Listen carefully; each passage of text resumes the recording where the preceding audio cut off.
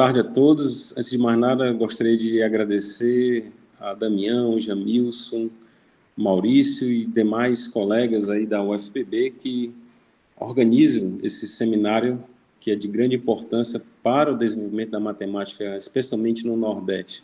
E para mim, em particular, é uma honra fazer parte desse projeto, tá? Eu gosto de chamar de projeto porque, enfim, com projetos a gente chega mais longe, né? E eu me sinto realmente muito honrado em participar desse projeto.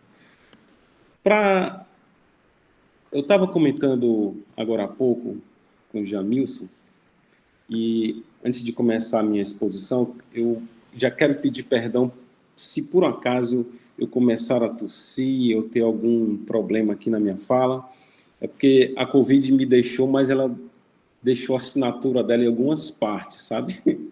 E uma das partes é na minha garganta, ela me dá uma crise de tosse de vez em quando. Embora eu esteja tratando, isso vai demandar algum tempo, mas enfim, eu espero que apesar de qualquer pesar aí, eu consiga passar o recado aí de uma maneira muito didática a todos, tá bom? Então tá, bora compartilhar aqui a tela no formato tela cheia. O título da nossa exposição de hoje é Mergulhos isométricos de espaço de Banca e aplicações. Essencialmente, versa sobre um trabalho que começou, de fato, em 2014, no primeiro workshop de geometria de espaço de Banach, que foi realizado e organizado pelo pessoal da USP, Valentim Ferenczi e Cristina Brecht, acho que é assim que se pronuncia. Se eu pronunciei errado, eu peço desculpa aqui ao vivo, porque quem sabe ela possa assistir depois. E foi numa cidadezinha chamada Maresias, assim, um local muito agradável no litoral de São Paulo. E estando lá, entre os convidados, né, as pessoas ilustres, sempre nesses eventos, grandes eventos, sempre tem os ilustres, né? E estava lá expondo o professor Thomas Lumprecht sobre um resultado interessante que eu vou tentar já mencionar. Mas apenas para trazer a todos assim, um contexto, né, tentar contextualizar como é que a coisa se desenrolou, foi em 2014 que eu tive acesso a essas informações. Aí eu, de uma maneira muito ousada, falei com ele que eu gostaria de manifestei interesse em aprender essas coisas. E aí, no período de 2015 e 2016, eu passei um ano lá na Universidade Texas A&M, que é a Universidade do professor Thomas Lumprecht, e finalmente, no final de 2020, eu consegui fechar o que eu tinha em mente, que eu estava vislumbrando, né? E eu espero tentar passar isso para vocês ao longo dessa exposição, tá? Eu organizei a exposição em 3 blocos. Eu vou começar com algumas motivações que haverão de nos contextualizar, tanto na parte clássica quanto na parte contemporânea, a respeito dos diversos resultados que serviram de motivação e endossaram tudo que a gente tenta contribuir, né, dentro dessa teoria aqui, que é o terceiro bloco que eu vou apresentar para vocês, teoria métrica de ponto fixo. Eu vou tentar fazer uma conexão entre essas duas coisas e tentar ilustrar essa conexão para vocês, tá? E um segundo bloco eu vou fazer alguns preliminares básicos. Eu imagino que nesse período de verão na UFPB, né, um departamento muito expressivo na área de análise, deva estar ocorrendo cursos elementares a respeito de análise funcional, né? Então, essa parte aqui é uma parte que todos nós, os que estão estudando e os que já estudaram, haveremos de nos regozijar em um certo sentido, porque uns haverão de matar a saudade e outros vão estar aí bem, pô, estou estudando esse negócio e a gente está ouvindo uma palestra sobre isso, né? Então, é mais ou menos assim que a nossa exposição está dividida, tá? Em 1964, Alexander Peltinsky ele formulou o seguinte problema. Dado o espaço de Banach, tá, reflexivo e separável, pergunta se é possível construir um espaço de Banach reflexivo com uma base de Schauder, de tal sorte que o espaço inicial X possa ser mergulhado dentro desse espaço Z. Mergulho aqui tem a ver com isomorfismo, que a gente estuda aplicações lineares, objetivas e contínuas, tá? Pelo teorema da aplicação aberta, a inversa também haverá de ser contínua, então a gente chama isso de um isomorfismo, né? Mergulho no sentido de não ter a obrigação de ser sobrejetivo, tá? É apenas um mergulho, tá certo? Duas outras generalizações dessa pergunta, né, desse questionamento, surgiram com o passar do tempo, né? E não para menos, elas foram motivadas por resultados que foram surgindo com o tempo. O primeiro formato é o seguinte, né? Em caráter mais geral, a gente pergunta se, dado o espaço de Banach gozando de uma certa propriedade P, no questionamento original de Alexander, a propriedade é de ter uma base de Schauder, a propriedade P, tá? Então, pergunta se existe um espaço de Banach Z com uma base de Schauder gozando também dessa propriedade, de tal sorte que X possa ser mergulhado nesse espaço Z. E um segundo formato ainda mais geral é o seguinte: você considera uma propriedade que você tem mais apreço por ela, que você deseja, né, uma propriedade desejável, e aí pergunta se existe um espaço de Banach separável gozando dessa propriedade, mas de tal sorte que qualquer espaço de Banach separável gozando dessa propriedade possa ser mergulhado nesse espaço U. U vem de universal, tá? Então, ou seja, você tem um espaço de Banach separável que é universal em relação a essa propriedade, no sentido que ele contém cópias isomorfas de qualquer espaço de Banach separável, X, gozando dessa propriedade. Essas perguntas são pertinentes por duas razões. Primeiro, um resultado clássico de 1932, devido a Banach, que depois Mazur veio e deu uma demonstração mais interessante, mais palatável, digamos assim, mais acessível, que diz que todo espaço de Banach separável é isometricamente isomorfo a um subespaço do espaço das funções contínuas no intervalo 0,1. Tá? Isso é um resultado clássico. Observe o caráter universal aqui. Universal em que sentido? O espaço das funções contínuas contém qualquer espaço, contém cópias isomorfas de qualquer espaço de Banach separável. E o espaço das funções contínuas é um espaço separável. De fato, ele possui uma base de Schauder. Tá bom? E, em segundo lugar, pelo fato de que nem todo espaço de Banach separável admite uma base de Schauder. Uma base de Schauder é algo que é muito desejável quando você está lidando com problemas em que você deseja ter um caráter mais preciso dos vetores que você está lidando, razão pela qual você tenta aproximar por somas, tá? Isso é feito no contexto de engenharia elétrica, por exemplo, tá? Enfim, o fato é que nem todo espaço de Banach separável admite uma base de Schauder, contrariando o que se achava até então, até 73, né, achava-se que isso era possível, né, um espaço de Banach ter uma base de Schauder. Mas também um outro resultado de Banach-Mazur garante que em qualquer espaço de Banach é possível encontrar um subespaço com uma base de Schauder.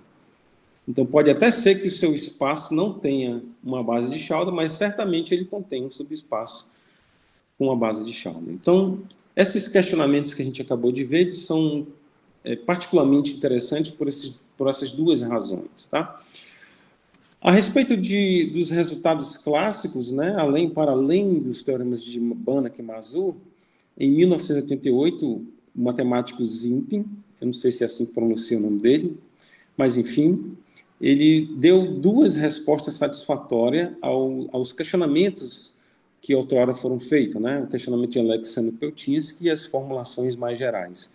Em primeiro lugar, ele provou que todo espaço de Banach com dual separável, agora tem uma propriedade a mais, o dual, a separabilidade do espaço dual, tá? Então, é possível construir um espaço de Banach com uma base de Schauder, cujo dual também tem uma base de Schauder, ele é gerado pelos coeficientes biortogonais à base original, que é construída aqui no Z, e de tal sorte que X possa ser isomorfo a um subespaço de Z. E aí, em segundo lugar, vamos dizer assim, com a modificação das técnicas que foram desenvolvidas aqui no ITI 1, ele provou que todo espaço de Banach reflexivo e separável admite um mergulho isomorfo em um espaço de Banach reflexivo. Observe que ele ganha também reflexividade e que possui uma base de Chandler. Só para lembrar, todo espaço de Banach reflexivo possui dual separável, tá? Então ele poderia simplesmente aplicar o item I e ganhar um espaço Z. O fato é que a construção feita aqui no item I não garante necessariamente a reflexividade. Então ele teve que, com um pouco mais de esforço, trabalhar nas técnicas que foram desenvolvidas aqui para ganhar também reflexividade, além do fato de ter uma base de Chandler, tá? Então esses são os resultados clássicos. A respeito de resultados contemporâneos, né? Um dos objetivos nossos aqui é tentar também mostrar como é que a coisa se desenrolou ao longo do tempo, né? As linhas que foram surgindo e o que hoje em dia ainda se faz. Possivelmente eu deva deixar de fora algum ou outro resultado aí, mas eu fiz uma seleção. Eu tive que fazer uma seleção por questões temporais, tá? E o primeiro da minha lista é um resultado de 2006, um trabalho de 2006 pelo Thomas Lumpert e o professor Edward Odell, né? Conhecido como TED, já não está mais entre nós, é falecido. E aborda esse questionamento também aqui. Ele publicou numa revista espanhola e ele faz um tratamento sobre outro aspecto envolvendo alguma propriedade topológica, eu não me recordo aqui qual seja, mas enfim, é só para ilustrar as pessoas que vêm trabalhando esse tipo de problema e como as coisas vão se desenrolando, tá? Aqui ele considera uma noção generalizada de base de Chandler chamada decomposições finitodimensionais, tá?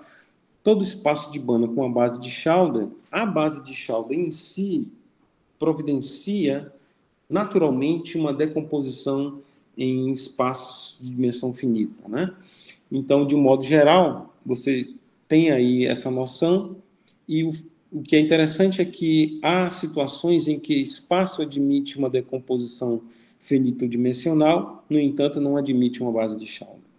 Muito bem. E o que ele prova é que, sobre certas propriedades que ele aborda aí, você consegue garantir a existência daquele espaço Z em que o espaço original de saída pode ser mergulhado nesse espaço que ele constrói. Aqui nesse trabalho, só para dar mais uma ênfase, ele estuda outras propriedades P, para além de ser reflexivo, para além de ter espaço, de ter um espaço com separabilidade sobre o dual, tá certo? Em seguida, aqui foi em 2009, outros dois matemáticos, o Bentuzen, que eu conheci ele, já conheci ele há algum tempo atrás. Quando foi a primeira vez que eu conheci? Foi, acho que em 2013, no congresso. Ele foi pós-doc do professor Bill Johnson. Bill Johnson trabalha lá na Texas A&M, e eles, nesse trabalho, conseguiram caracterizar uma outra propriedade interessante. Quando que um espaço de Banach reflexivo pode ser mergulhado em um espaço de Banach Z também reflexivo, porém tendo uma base de Chandler incondicional. Então ele deu uma caracterização de quando isso é possível. Ou seja, incondicionalidade da base é um outro aspecto, é um outro tipo de propriedade P lá no início que foi considerado nesse trabalho aqui. Nem sempre isso é possível, e nesse trabalho que teve um certo destaque, foi bastante louvável, eles deram uma caracterização de quando e somente quando isso é possível, tá? Em seguida, em 2010, o professor Mujica já não está mais entre nós, infelizmente, juntamente com a professora Daniela Vieira, eles abordaram aspectos de mergulhos isométricos, tá? Consideraram uma outra propriedade de aproximação limitada, que é algo ligeiramente mais geral do que ter uma base de Chandler. De fato, está na fronteira não, está entre ter uma base de Chandler e ter uma decomposição finito-dimensional. Se não me falha a memória, é aí onde está localizado, entre esses dois extremos, a propriedade de ter uma aproximação limitada.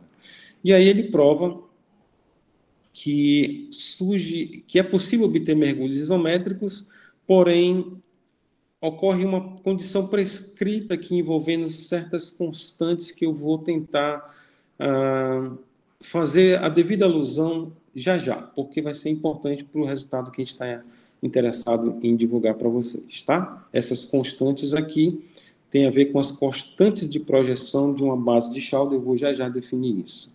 Foi um resultado publicado em 2010, numa revista especializada na área de análise funcional, porém uma revista muito bem conceituada entre os analistas funcionais, tá? Em seguida, vem o resultado de 2015, que eu falei no início, que é do professor Thomas Slumpert, e nesse congresso de 2014 ele fez propaganda, né, ele fez uma divulgação desse trabalho, e nesse trabalho ele oferece uma nova abordagem para os teoremas de Zimpel que eu mencionei logo no início. Deixa eu ver se eu consigo localizá-los aqui, só para dar a devida ênfase. Está aqui. Esses dois resultados aqui. Se eu tenho um espaço de banda com dual separável, então a gente consegue mergulhar em um espaço Z com dual separável. Na realidade, é mais do que ter dual separável. O dual também tem uma base de Schauder, e de tal sorte que o Z, né, o espaço que ele constrói, contém uma cópia isomorfa do espaço original. E se for reflexivo, você também ganha reflexividade, tá? Então, eu fiz questão de voltar aqui porque é importante. Aqui ele oferece uma nova abordagem, uma demonstração alternativa, mas que, aí que está o valor desse trabalho, mas que, a partir dessa nova abordagem, ele consegue explorar novas propriedades. Não é um mero capricho técnico da análise funcional, explorar, deixa eu ver aqui, vislumbrar uma propriedade que eu acho interessante, então quero ver se o teorema de Zimpel eu consigo adaptar as demonstrações para que o espaço de chegada também tenha essa propriedade. De fato, não é à toa que ele publicou aonde ele publicou. As propriedades ele consegue justificar como pertinente, altamente pertinente. E foi aprendendo essa nova abordagem que eu consegui resolver o problema que eu tinha em mente, tá? Eu vou tentar. É um trabalho de quase 50 páginas, não tem como, muito técnico, não tem como entrar nas tecnicalidades, porém eu vou tentar passar para vocês algumas das ideias aí envolvidas e os pontos que foram determinantes, tá? Esse foi em 2015. Em 2016, esse matemático aqui lá de Praga, observe que ao longo dessa exposição também eu estou passando a mensagem de que onde são os núcleos de pesquisas espalhados pelo mundo que estão trabalhando nessas linhas de pesquisa. No Texas, tem em Memphis, com Bento Zeng, tem também em Miami, tem na Espanha, tem em Praga, tem outros 2, 3 ou 4 pesquisadores ali na Europa, que eu esqueci o país, mas que também tem dado contribuições muito interessantes nessa linha de pesquisa. E aqui na República Tcheca nós temos esse Kurka, que também considerou um caráter isométrico nesses mergulhos. Ele, de fato, conseguiu generalizar um trabalho de Ferenc. Ferenc é um professor, um colega lá da USP, tá? E nesse trabalho ele usa uma técnica de Bill Johnson para obter mergulhos, explorando propriedades topológicas, tá? Agora a propriedade P aborda determinadas propriedades topológicas, tem a ver com algum caráter topológico envolvido. O fato é que nesse artigo de quantas páginas? 3, 4, 5 páginas mais ou menos, a gente consegue ver um resultado interessantíssimo, que ele está focado em outras coisas, mas você consegue ver que na demonstração dele você ganha um mergulho isométrico do seguinte resultado. Se você tem um espaço de Banach separável, então você consegue construir um espaço de Banach separável e reflexível, tá? Então o espaço X é separável e reflexível. Então você consegue construir um espaço de Banach Z também separável e reflexível e consegue construir um mergulho isométrico com uma propriedade adicional de que a constante de projeção de monotonicidade é 1. E isso está implícito nas contas dele. Isso é fantástico. E o que eu estou interessado é exatamente nessa questão. Primeiro, conseguir mergulhos isométricos e estudar o que ocorre com as constantes de projeção. Será que se é possível ganhar com outras constantes também, como sendo algo próximo de 1? Tá? Ele mostrou que a de monotonicidade, que eu vou já definir qual é, nesse contexto, ele consegue exatamente igual a 1. Muito bem, deixa eu avançar. Agora sim, vamos aos preliminares. Lembrar aqui o que é uma base de Schauder.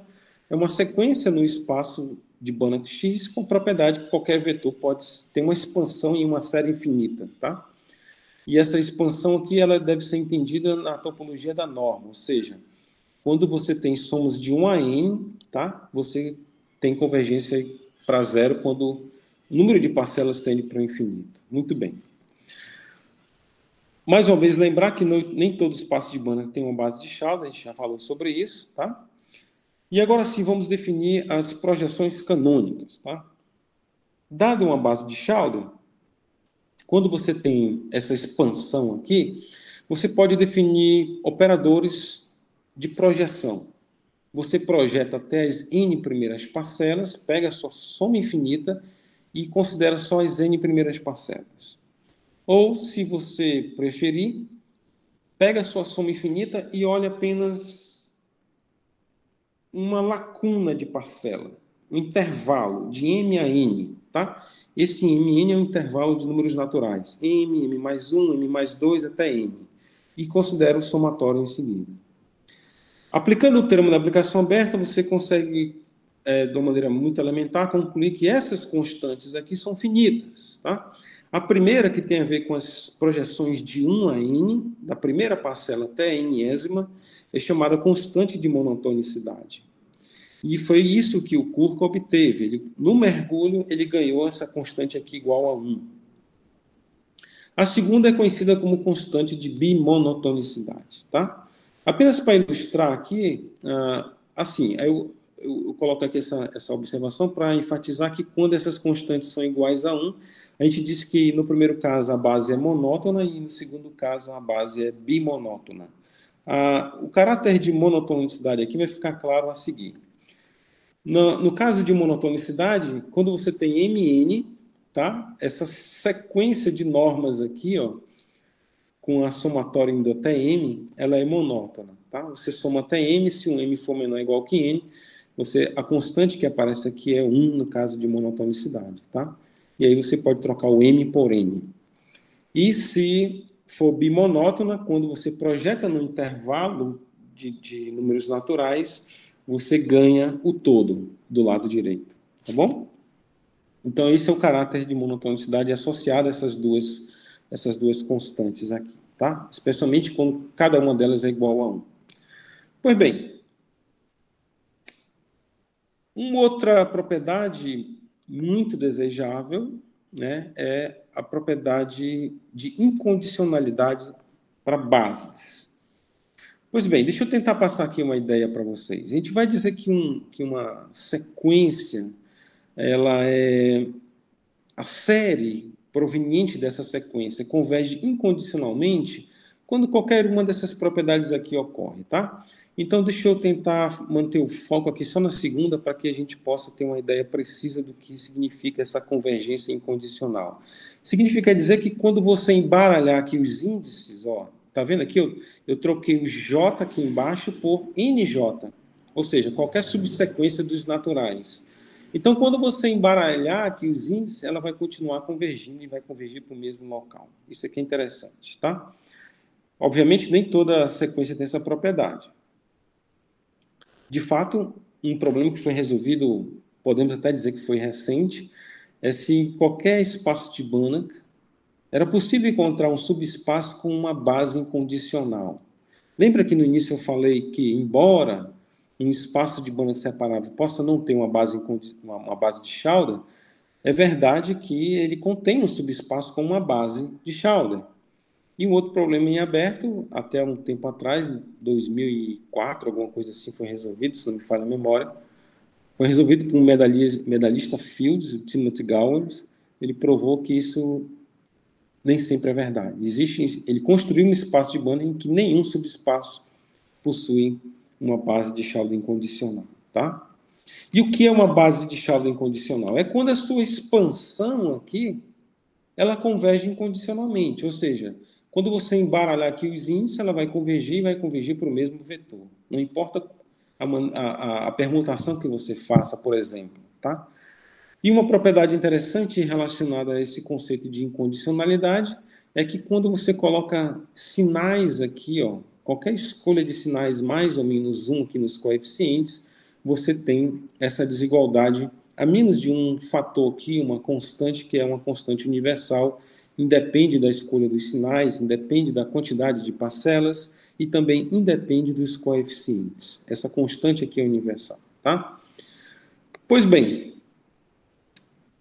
aqui nesse segundo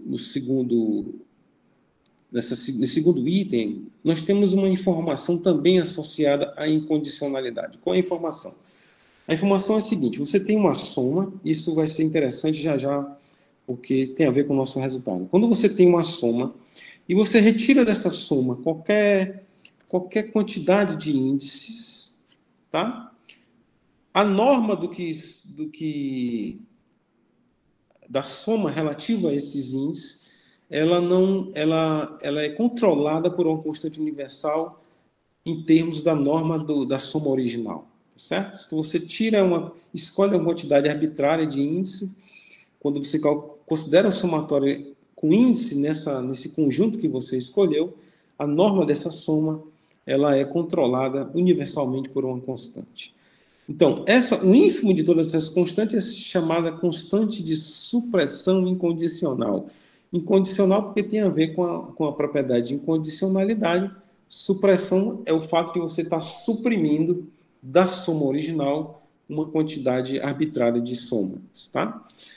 Uma outra observação interessante é que você pode trocar aqui o N por infinito e não vai ter nenhuma perda de generalidade.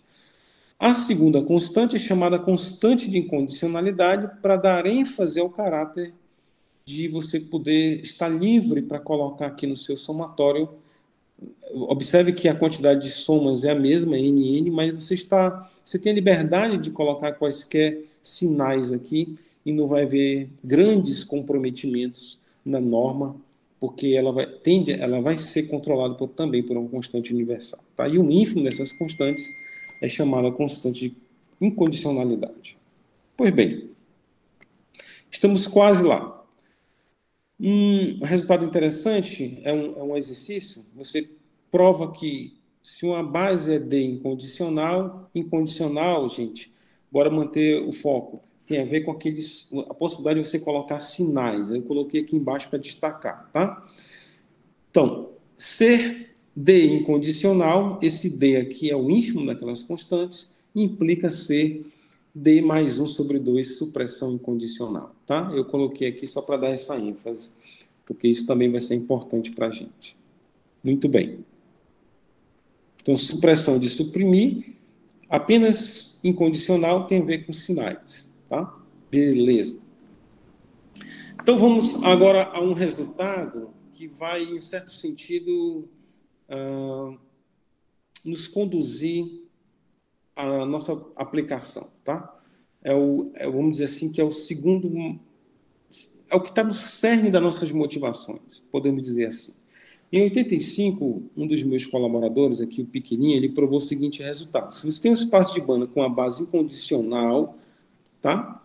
Cuja constante de incondicionalidade relacionada aos sinais lá, lembra? É menor ou igual que raiz de 33 menos 3 sobre 2. Então, você tem o direito de concluir o seguinte: qualquer que seja o conjunto convexo e fracamente compacto, e qualquer que seja a aplicação desse conjunto nele mesmo, que seja um Lipschitz, aqui no primeiro ponto em verde, um Lipschitz, essa aplicação possui um ponto fixo. Esse é um resultado típico da teoria métrica de pontos fixos, tá? E a propriedade do ponto fixo é o resultado desse teorema, tá? a mensagem desse teorema. É a possibilidade de você provar que qualquer conjunto fracamente compacto, tá, possui essa propriedade. Qualquer aplicação Lipschitz que deixe invariante esse conjunto possui um ponto fixo. A motivação por esse tipo de resultado vem do teorema da contração de Banach, que é bastante utilizado em teoria de evolução, né, em EDP, por exemplo. Enfim, tem várias aplicações. E o que tornou, vamos dizer assim, interessante esse tipo de resultado, quando você passa da contração estrita para um Lipschitz, é a íntima relação que existe entre as duas teorias.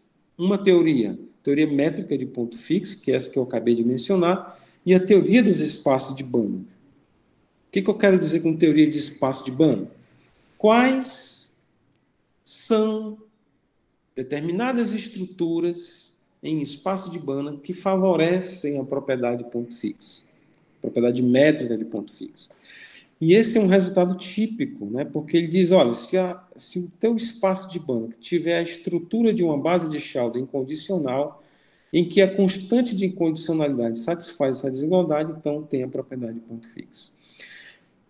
O fato de ser incondicional não é um capricho técnico. Por exemplo, em 81, esse matemático aqui, que eu acho que ele trabalha em Miami, se não me falha a memória, Universidade de Miami, ele provou que o espaço das funções L1 integrável, que é um espaço que não admite uma base de Chaldor incondicional, ele admite uma base de Chaldor, mas não incondicional, não satisfaz a propriedade métrica do ponto fixo. Tá?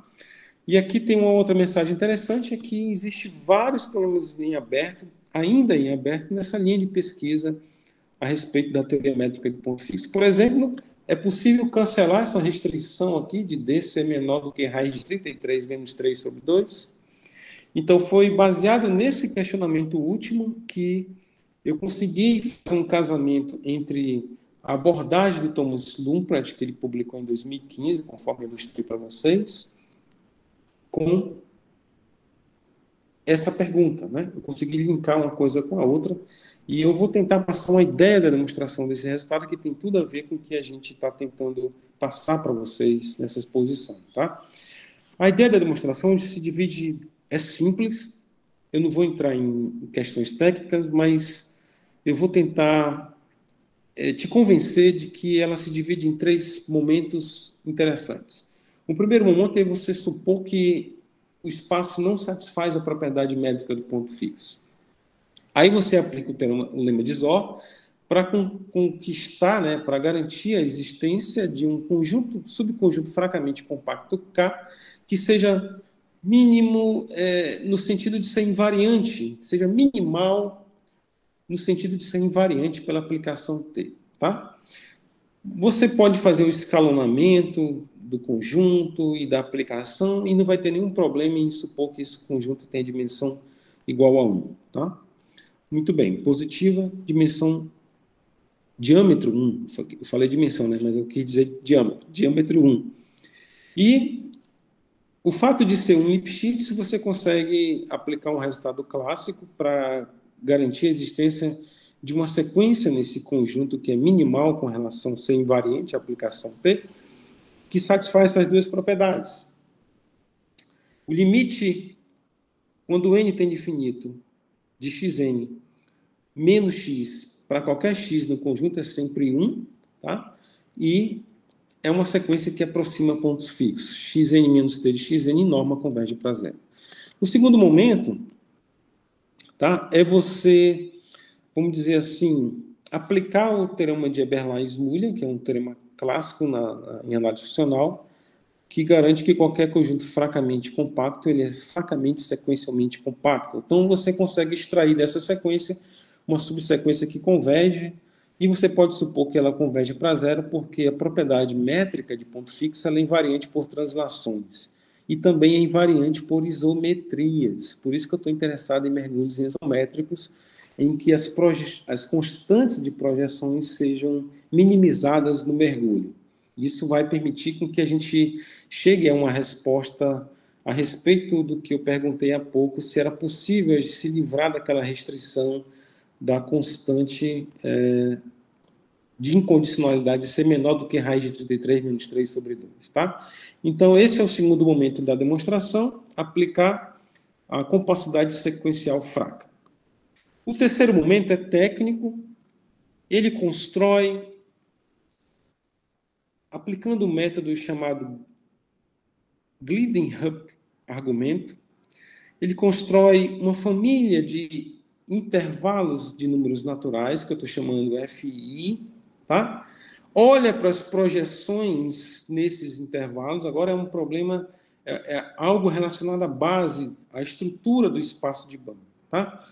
E ele constrói, é possível ele construir, usando o fato de a sequência convergir fracamente para zero, ele constrói esses intervalos de números naturais, intervalos consecutivos, ou seja, o F1, ele não intercala o F2, ele está separado. F1 está separado, tem uma lacuna entre o máximo do F1 e o mínimo do F2, e assim sucessivamente. O máximo do F2 é estritamente menor que o mínimo do F3, e assim vai.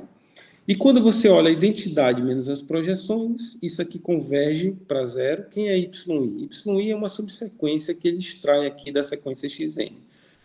Ocorre também que quando você olha o mesmo índice aqui, ó, I mais 1, isso aqui converge para zero.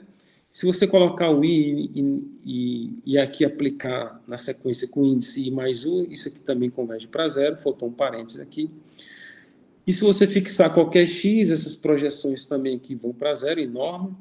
E, além disso, a sua sequência, esta subsequência aqui, ela é D mais epsilon incondicional. Você pode fixar o epsilon aqui, qualquer arbitrário, e aí você consegue construir uma subsequência que ela é D mais epsilon incondicional, tá? Lembra que incondicionalidade, se não tiver a palavra supressão associada, tem a ver com a possibilidade de você botar sinais lá no somatório, tá? Muito bem. O último momento da demonstração é você aplicar aqui um resultado que diz o seguinte. Você considera que as sequências... como é que se chama esse espaço? Como é que é? Ultrapower do conjunto X, né? A ultrapotência de X. Ou seja, você considera esse espaço aqui, o L infinito de X, que é o espaço das sequências, cujos termos são vetores em X, mas que são sequências limitadas. Esse espaço aqui ele não é um espaço normado, mas quando você passa o quociente com relação a esse lim sup aqui, ele se torna um espaço normado. Então, nós temos aqui um espaço vetorial de classes de equivalência, tá? E eu vou representar as classes de equivalência desse espaço com um colchete aqui, tá bom? Um colchete. De modo que, quando eu escrever colchete K, do nosso K lá, que adveio do lema de Zó, eu estou me referindo às classes de equivalência desse quociente em que os seus integrantes são elementos de K.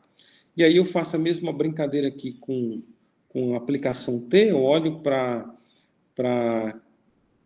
a classe de equivalência induzida em T, ou seja, o operador equivalente aqui, atuando numa classe como sendo a classe do T atuando em seus elementos, e assim sucessivamente. Esse lema aqui garante o seguinte, toda vez que eu tiver um subconjunto convexo dessa classe de K, que seja T invariante por essa T, vale esse sup aqui que a gente está considerando o diâmetro ser igual a 1, vale T igual a 1. Muito bem. Aí o que o Picquelin faz? Ele considera um certo M particular aqui. É o conjunto das classes que distam de um certo ponto, D sobre 2, e que a distância até a classe YI e a classe YI mais 1 é menor ou igual que 1 sobre 2. Esse conjunto é não vazio, ele usa a incondicionalidade bem aqui, tá? Aqui era para ser bem rigoroso, era para ter colocado D mais epsilon, mas como o epsilon sempre pode ser ajustado no final, eu vou colocar epsilon igual a zero e vamos, para não ter nenhuma dificuldade aqui na compreensão, eu vou colocar D. Observe que eu troquei aqui o sinal mais por menos, e o preço que se paga é colocar a constante de incondicionalidade aqui. E os coeficientes do lado esquerdo é 1 sobre 2, 1 sobre 2. tá? E como o diâmetro é 1, isso aqui é menor ou igual que 1, 1 sobre 2 fica D sobre 2, tá? 3 pontinhos para indicar que você consegue fazer um raciocínio análogo para concluir que essa classe aqui que eu estou chamando de x tilde pertence a esse conjunto, tá? Que é a soma dividida por 2. Então ele é não vazio. E também é fácil mostrar que ele é não invariante. Agora, olha essa conta aqui como é simples. Eu pego um vetor, uma classe de vetores lá naquele conjunto, eu faço aqui soma e subtraio, tá? Olha, aqui tem classe de PFI mais PFI mais 1, somando. Aí eu estou subtraindo e subtraindo. Eu tenho que compensar com 1 sobre 2, tá bom? Para poder não alterar aqui a igualdade. E aí, quando eu aplico a norma, é bom destacar, antes de aplicar a norma, que aqui eu coloquei menos x porque eu estou usando a propriedade aqui, ó, de que a gente acabou de mencionar, tá? Que naquele processo de construção daquelas projeções provenientes daqueles intervalos que são escolhidos bem convenientemente, isso aqui converge para zero. Então, qualquer que seja aqui a projeção nos intervalos. Então, quando eu pego a soma também, uma soma de 2, isso aqui vai convergir para zero, de modo que eu posso colocar aqui menos x sem nenhum problema. E aqui também eu posso colocar menos a classe de yi e menos a classe de yi mais 1, sem comprometer a igualdade, tá? Por causa dessa propriedade aqui também. O fato é que quando você aplica a norma, tá? De um lado e do outro, a norma dessa soma, aqui eu estou usando supressão incondicional, lembra? Porque eu estou projetando sobre uma lacuna. Então, quando eu calculo a norma das somas naquela lacuna, o preço que se paga é D mais 1 sobre 2. Porque a sequência ela é incondicional, a base é incondicional. A base é D incondicional, tá? Aqui, por se tratar de uma classe que está no conjunto M, vamos só lembrar quem é o M. Aqui está o M. Cadê o M? Sumiu o M. Cadê o M? Está aqui o M. Pronto. Quem é o M? Ele dista da classe YI 1 sobre 2. E dista da classe, dista em norma, né? Da classe Y mais 1, 1 sobre 2 também. Então, aqui eu posso colocar a norma desse operador, que é D mais 1 sobre 2, devido o caráter de supressão incondicional. A norma dessa distância é 1 sobre 2, 1 sobre 2. E aí, no final das contas, quando você coloca aqui algumas coisas em evidência e chega a essa expressão, isso vai ser menor do que 1, justamente porque D é menor do que raiz de 33 menos 3 sobre 2. E essa desigualdade, sendo menor estrita, contradiz o lema de Pequelin, que, conforme a gente havia mencionado há pouco, teria que dar igual a 1 no supremo. Tá? Pois bem, vamos então aos questionamentos. O primeiro questionamento é o seguinte: lembrar que essa soma é uma projeção do tipo MI mais I sobre o intervalo. Essa outra projeção é do tipo projeção nas primeiras MI parcelas da soma e depois da NI em diante, né? Eu coloquei aqui só para dar essa ênfase. Porque eu estou tirando da identidade, ou seja, eu pego uma soma de 1 a infinito, que está sendo representado aqui pela identidade, e estou tirando, tá? Por isso que eu coloquei entre aspas aqui, eu estou tirando aquela lacuna que ficou ali no meio do somatório. E aí o que sobra? De 1 a MI e de NI mais 1 até infinito, tá?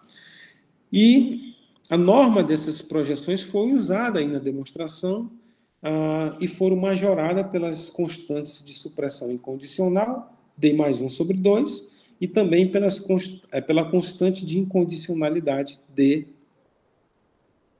né? Só para lembrar, foi D, não foi? Está aqui. Foi D sobre 2, né? Não, D, porque o 1 sobre 2 veio daqui, né? Na realidade é D. 1 sobre 2 veio daqui, que dista 1 sobre 2. Muito bem. Então, deixa eu avançar. Então, qual é o questionamento? É possível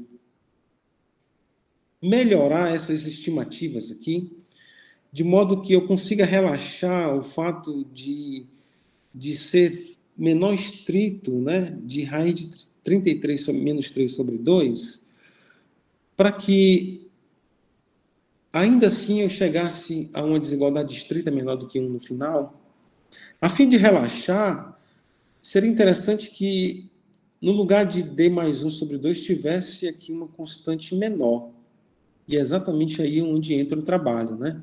O trabalho de Slumpras e Kurka, que eu tento... No Kurka, a gente ganha projeção, a norma das projeções igual a 1, tá? É possível, em uma dessas parcelas que aparece I menos projeção, né? Identidade menos projeção, bora se recordar aqui, ó. Uma delas é possível ajustar de modo que apareça projeção de 1 a n, tá? É possível ajustar. E se é possível ajustar de modo que eu consiga trocar uma delas por projeção de 1 a n, então é de se esperar que, aplicando essas técnicas, eu consiga trocar a norma dessas projeções por 1 ou 1 mais epsilon. É aí que eu consegui entrar na demonstração do Slumpert e adaptar toda a demonstração dele para quando chegasse nesse momento, mediante um mergulho isométrico, né, eu conseguisse melhorar essas estimativas trocando D mais 1 sobre 2 por 1 mais epsilon. Tá? 1 mais epsilon sobre 2. D mais 1 sobre 2 eu consigo trocar por 1 mais epsilon sobre 2. Somente uma das parcelas eu consigo trocar. E isso já me dá o seguinte resultado. Se eu tenho um espaço de banda com uma base incondicional, tá? De tal sorte que os coeficientes, olhando aqui para o segundo resultado, os coeficientes funcionais também formem uma base para o dual. Aqui tem uma condição a mais, tá? Essa condição é para que eu consiga ganhar o mergulho, mas oferece um melhoramento para o teorema do Piquelin. E se o D for menor do que raiz de 6 menos 1, que é muito melhor do que raiz de 33 menos 3 sobre 2, então a gente consegue a propriedade métrica do ponto fixo. E isso só foi possível porque, mediante a construção do Slumpert, eu consegui obter esse resultado aqui de mergulho. Você tem um espaço de banda com a base de Schauder, de tal sorte que os coeficientes funcionais também sejam formem uma base de Schauder para o dual, e considerando as constantes de projeções associadas a essa base, olha que coisa interessante. Toda vez que você me dá um epsilon, eu consigo mergulhar em um espaço, isometricamente um espaço de banda com a base de Schauder WJ, que também tem a propriedade dos coeficientes funcionais, tá? Formarem uma base para o dual, mas com duas propriedades interessantes. A constante de incondicionalidade, desculpa, aqui foi uma redigitação. A constante de bimonotonicidade, essa constante aqui, ó, essa que eu acabei de definir, pronto, é porque eu confundi os D. Eu já vi que eu vou ter que trocar aqui a letra, tá? Vou trocar a letra D por C, C de constante. Então, essa constante aqui associado a W, ao espaço W, tá? Eu não consigo melhorar, infelizmente. Mas ela não é piorada. Entendeu? Ela é a menos de um epsilon, essencialmente a mesma. Então, como eu posso sempre lá no final daquela estimativa controlar o epsilon, isso aqui também é ótimo. Eu não perco nada aqui nessas constantes. E o que é legal é que a constante de monotonicidade, que são as projeções de 1 a n, essa sim eu consigo melhorar. Eu troco por 1 mais epsilon. E é exatamente lá em uma daquelas parcelas que eu consigo melhorar, mediante mergulho isométrico, e ganhar esse resultado que melhora o teorema de Piquelin. Tá? Eu acho que eu já falei demais. Eu havia esquecido de colocar para cronometrar, mas depois eu lembrei, já deu 36 minutos. Eu presumo que eu já devo ter falado antes do meu esquecimento mais uns 10. Mas o que tem daqui para frente, gente, é essa imagem aqui, que é o resultado, o artigo que eu coloquei lá no Archive, em 11 de fevereiro. Essa semana eu haverei de colocar uma segunda versão, que a gente, depois que posta, né? Aí você vai olhar com calma, tem um erro de digitação, tem um misprint, tem alguma coisa que poderia ser melhor explicado, tem um erro no inglês. Eu acredito que em fevereiro eu haverei de colocar uma versão, esse mês de fevereiro, né, uma versão melhorada. Daqui para frente eu tento explicar um pouco sobre as técnicas que estão lá no artigo do Slumpert, relacionado a, em primeiro lugar, com a decomposição finito-dimensional, tá? Aqui a sigla está em inglês. E em seguida eu tento fazer o quê? Eu tento explicar mais ou menos como é que Slumprecht conseguiu, com essa nova abordagem, obter o mergulho, tá? Só para ter uma ideia, queridos, deixa eu mostrar aqui para vocês. Aqui é uma cópia do artigo do Slumprecht. Na construção dele, ele usa esse lema aqui que é fundamental, tá? Eu também uso. Na construção dele, ele tenta, como é que se posso dizer para vocês? Considera teu espaço original com a base de Schauder, ele tenta mexer com essa base de Schauder, ele tenta embaralhar os índices e construir projeções adequadas em que aparece ao longo das estimativas que ele calcula dessas projeções, ó, quando eu escrevo X estrela aqui, né, restrito, eu estou essencialmente olhando para as projeções, tá? Ele ganha constante 2,5, 2,5. Olhando a demonstração dele, esse 2,5 é porque ele não está preocupado em melhorar essa constante. De fato, você consegue melhorar para 2 mais epsilon para qualquer que seja o epsilon. Ou seja, fixado um epsilon arbitrário, suficientemente pequeno, intervalo 0,1, você ganha aqui constantes de projeções 2 mais epsilon. O fato, agora sim, para finalizar, é que na demonstração desse lema, ele quebra a demonstração em 2 momentos. No primeiro momento, ele considera quando esse M aqui inicial é 1, tá? Esse M inicial é 1, ou quando é maior do que 1. E quando é exatamente igual a 1, ou seja, estou somando de 1 a n, aí sim, na demonstração dele está lá escondido, está implícito que você ganha 1 mais epsilon. Tá? Em geral, você ganha 2 mais epsilon, e quando precisamente um m é 1, você ganha 1 mais epsilon. Então, eu tive que entrar nesse artigo e aprender todas as técnicas, 48 páginas, consegui selecionar só o que eu queria, só o que me interessava, e foi assim que as coisas aconteceram. Um outro resultado que também é usado fortemente no trabalho dele, eu também uso no meu, porque, enfim, é importante.